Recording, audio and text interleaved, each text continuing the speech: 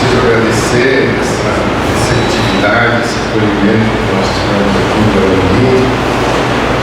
E para mim foi uma honra muito grande receber esse convite da nossa Neide, essa criatura formidável, que tenho certeza que todos vocês admiram, pela capacidade que ela tem de persuasão, de realizar, de ousar, dentro do ambiente espírita que nós todos lidamos.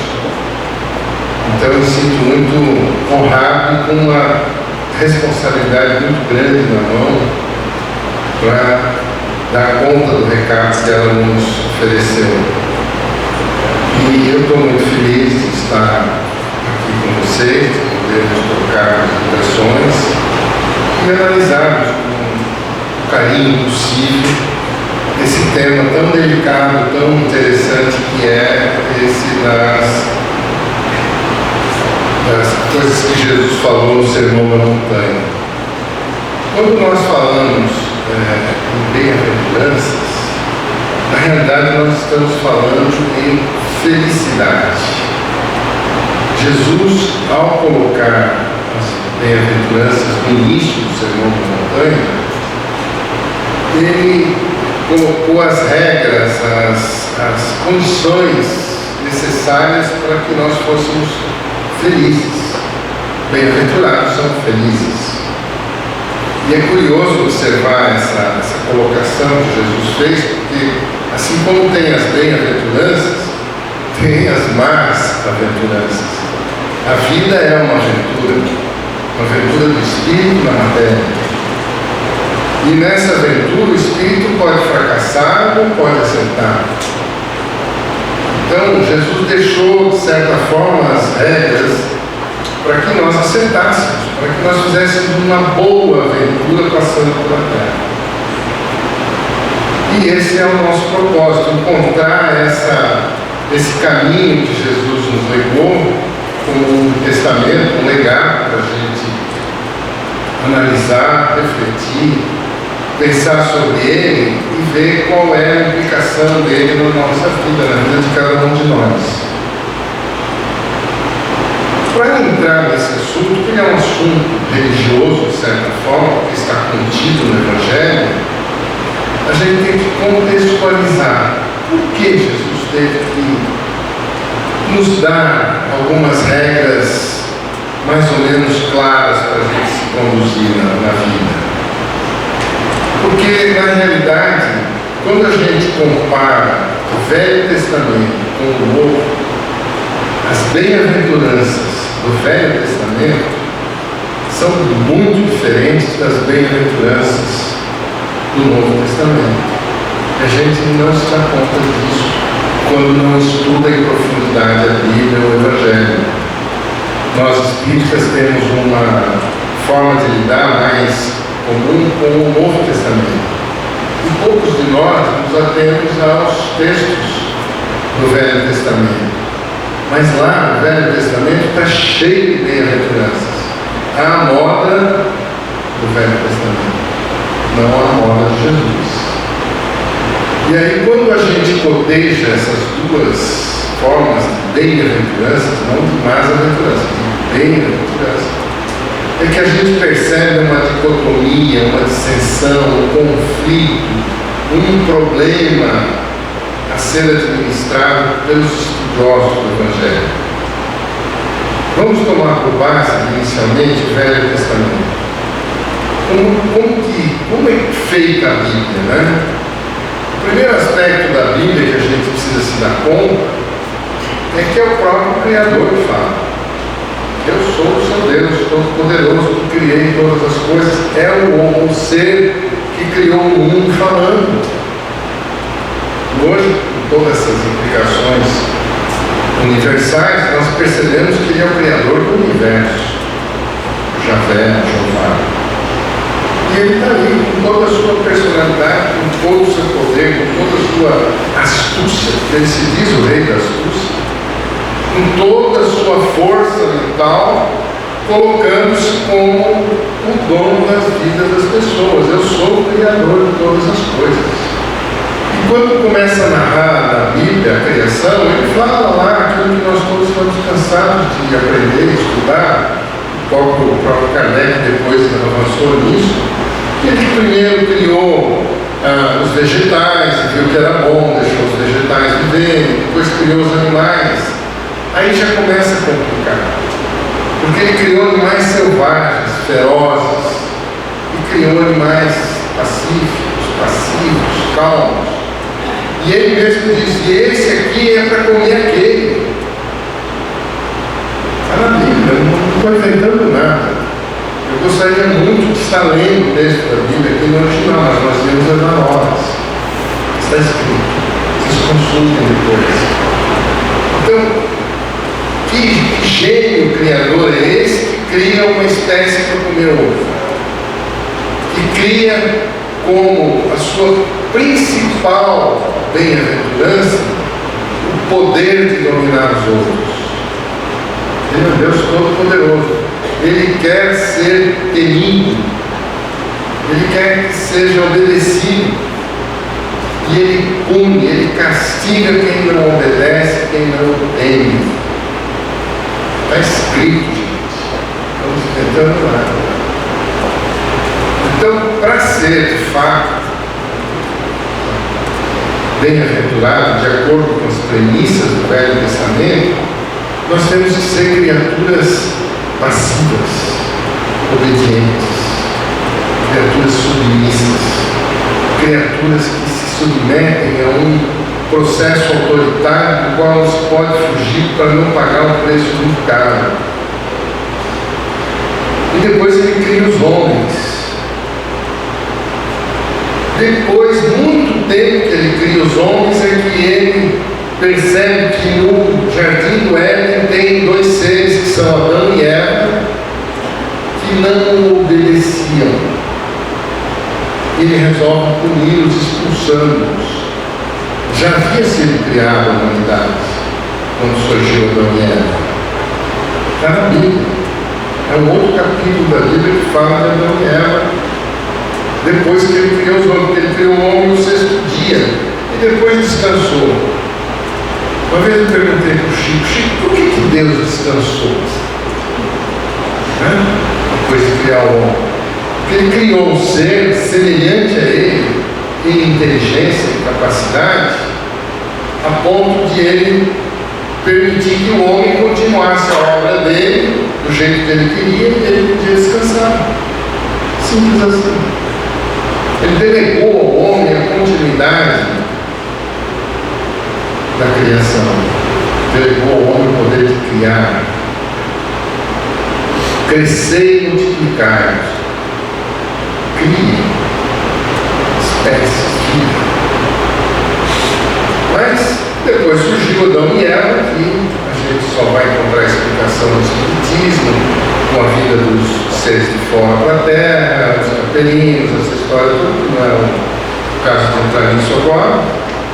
E eles então desobedeceram o Criador, eles enfrentaram o Criador, porque tinham um conhecimento que, de certa forma, confrontava com o conhecimento que o Criador queria que a humanidade tivesse, com essa submissão que ele impunha. Com essa desobediência de Adão, é que gerou uma raça humana descendente de Adão e Eva, sofredora, perseguida pelo Criador, uma geração pecadora. Mas pecadora em que sentido? Sexo não era, ele crescer e multiplicar. Vocês são criados para se multiplicar, tá? Transar, fazerem filhos, constituírem uma civilização exigente e crescente. Então não é, o castigo não é por causa do sexo. O castigo era por causa do conhecimento que Adão e Eva tinham de algo que o Criador presumivelmente não tinha. Que é, hoje nós sabemos, o conhecimento que Adão e Eva tinham, que o Criador não admitia, era a existência do Espírito dentro do ser humano. A criação dele estava com algo de fora inserido dentro dela que incomodava o Criador, que é a presença do Espírito dentro do corpo. E o Criador percebeu algo que o incomodou profundamente, que é o fato do Espírito ter livre-arbítrio, capacidade de pensar por si mesmo e produzir pensamentos diferentes daqueles que o Criador impõe. Esse é o grande conflito que a gente encontra, que a criação espiritual é algo diferente da criação material.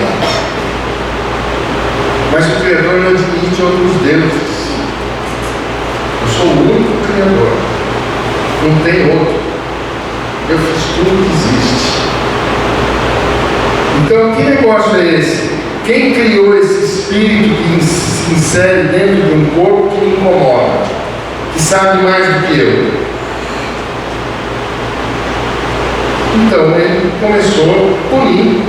Para quê? Para submeter Adão e Eva às suas condicionantes de submissão e poder. E nós vamos ver que isso se propaga por gerações e gerações e gerações, até que ele consegue, de certa forma, controlar a humanidade.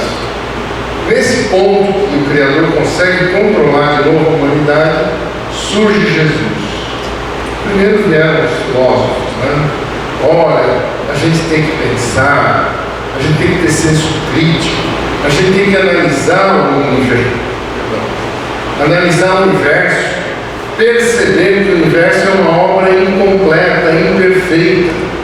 Quem fez isso aqui fez algo inadequado à vida. Os filósofos diziam isso. Se vocês pegarem Sócrates, Platão, que são os precursores do espiritismo, o que eles diziam? Exatamente isso. Reflitam, pensem, por que o universo é tão perverso para o homem? Por que tudo que tem de bom na história humana foi feito pelo homem e não dado pelo Criador? A gente não percebe isso. Mas pensem bem, a constituição da família, as regras de convivência, a casa, o lar, a proteção, as instituições sociais, a formação das cidades, a construção da civilização, é obra do homem, não é vontade do Criador, não, gente. Ele nunca disse isso na Bíblia: façam cidades, façam casas para vocês habitarem. Não.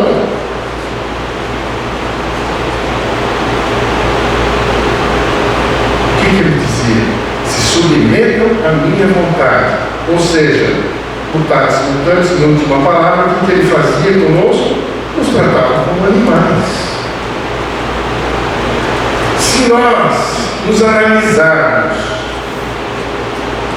extraindo a nossa capacidade de reflexão, de projetar pensamento, de construir cidades, coisas maravilhosas, que é uma capacidade nossa, se a gente se abstrair disso e olhar a nossa vida, a vida de cada um de nós, a gente nasce, trabalha, porque está na vida, você tem que comer o seu pão com o suor do seu rosto. As mulheres têm que parir com dor, que é o castigo que elas receberam. O ser humano não pode ser feliz, porque ele não pode pensar por conta própria, ele tem que se submeter. E aí, quando a gente olha isso e vê a vida que a gente leva, essa questão de trabalhar, casar, ter filhos, criar os filhos, lutar pela vida, esse processo de sobrevivência, gente, qualquer animal faz a mesma coisa. Nós não deixamos de ser animais quando só fazemos essas coisas. Casar, ter filho, criar família, papapá. Por mais sofisticados que nós sejamos, por mais inteligentes que nós sejamos, é um processo animalizado de existir.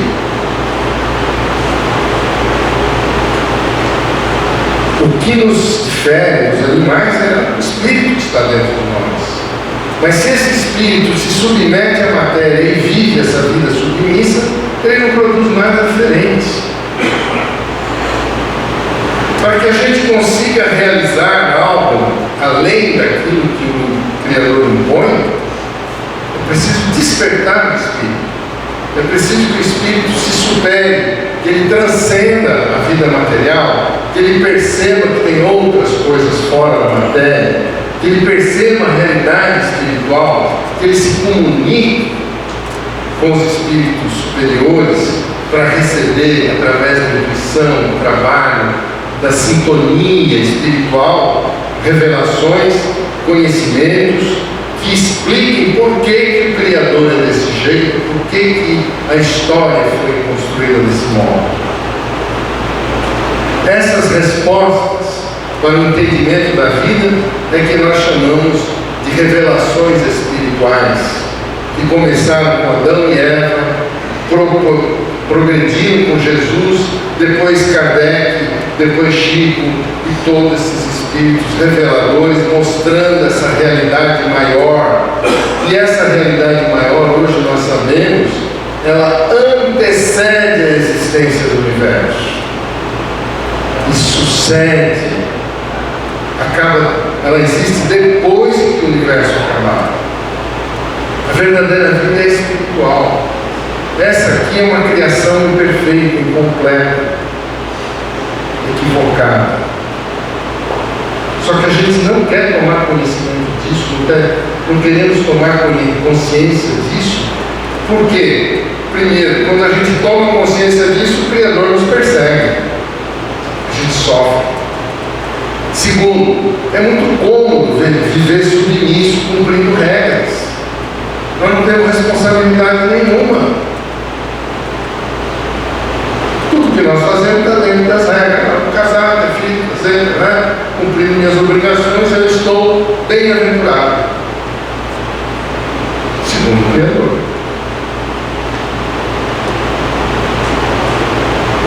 E agora? Quando o Criador aplica a sua justiça contra aqueles que o desobedecem, o que acontece? Ele gera infiéis, ele gera criaturas sofredoras, criaturas aflitas, medrosas, perseguidas, excluídas. Por quê? Porque simplesmente contestaram o que o Criador fez com elas, o que ele fez com elas. É só isso. Nós não somos pecadores, como foi imposto. Nós apenas quisemos pensar algo diferente daquilo que o Criador pensa. Foi só isso nosso. Apenas isso. Por isso que Jesus veio e colocou as bem-aventuranças dele de que modo? Bem-aventurados os aflitos, os que sofrem, os que são perseguidos pela justiça do Criador. Porque esses foram aqueles que despertaram o seu espírito para outra realidade. Esses eles estão com a verdade na mão. Percebem a diferença? Jesus veio para salvar os excluídos, os que estavam sendo perseguidos por uma lei implacável e injusta, que impede a criatura de pensar por si mesma, de se responsabilizar pelos próprios atos, de construir uma realidade diferente daquela que ela recebeu do Criador. Só que isso tem um problema muito sério. Implica em reconhecer que há um outro Criador maior do que esse que criou o universo, que é o Criador dos nossos espíritos. Esse é o verdadeiro Criador. Esse é o Pai Celestial do qual Jesus tanto falou. Ele só cria espíritos. Ele não cria matéria, não cria mundos, não cria universo, não cria essas coisas. Ele cria, como Kardec falou, o fluido vital. E os espíritos, só isso. O fluido vital contendo os espíritos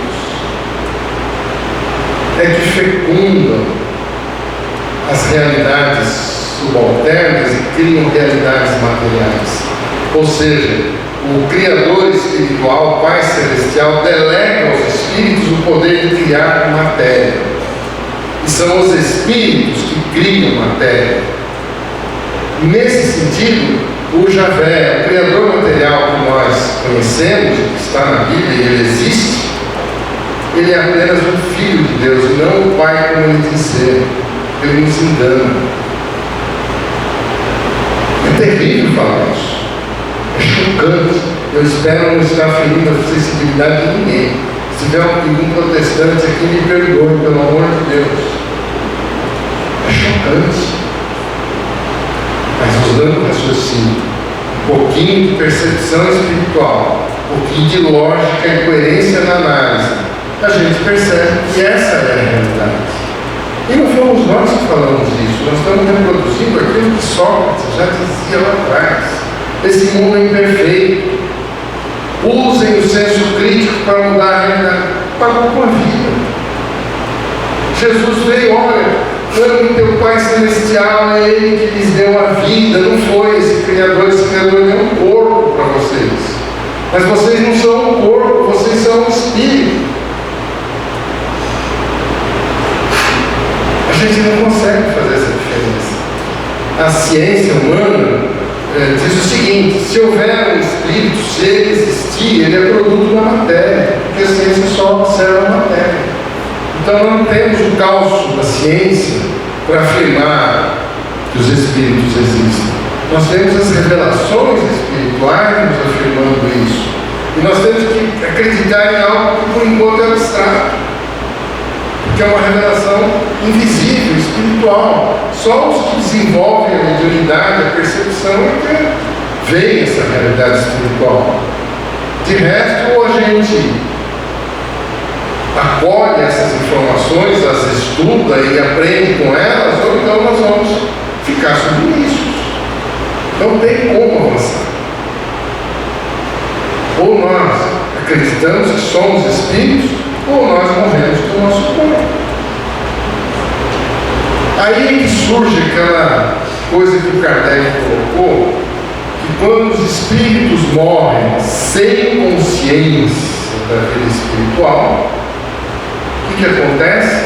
Eles ficam na erraticidade. Kardec não falou na vida espiritual. Os espíritos naquela época ainda eram muito ignorantes. Esse processo de despertar espiritual é novo. O Kardec só trouxe um pedaço da revelação. Só tem vidas em outros mundos, tal, beleza, mas vida física. Vida espiritual não existe, mas existe para reencarnar de novo. Você desencarna, fica na erraticidade e encarna de novo. Foi preciso vir o Chico Xavier para mostrar: olha, não é bem assim, tem mais. A revelação se ampliando. Tem cidades espirituais, tem mundos espirituais, tem dimensões espirituais. E a ciência está indo atrás e está descobrindo isso. Então nós começamos a perceber que as bem-aventuranças das quais Jesus falou implicam em quê? Que há uma justiça divina diferente da justiça do Criador. E que essa justiça divina é misericórdia. E aqueles que se sentem ofendidos, perseguidos, que se sentem humilhados, traídos pela própria criação, eles podem se valer dessa misericórdia divina. Não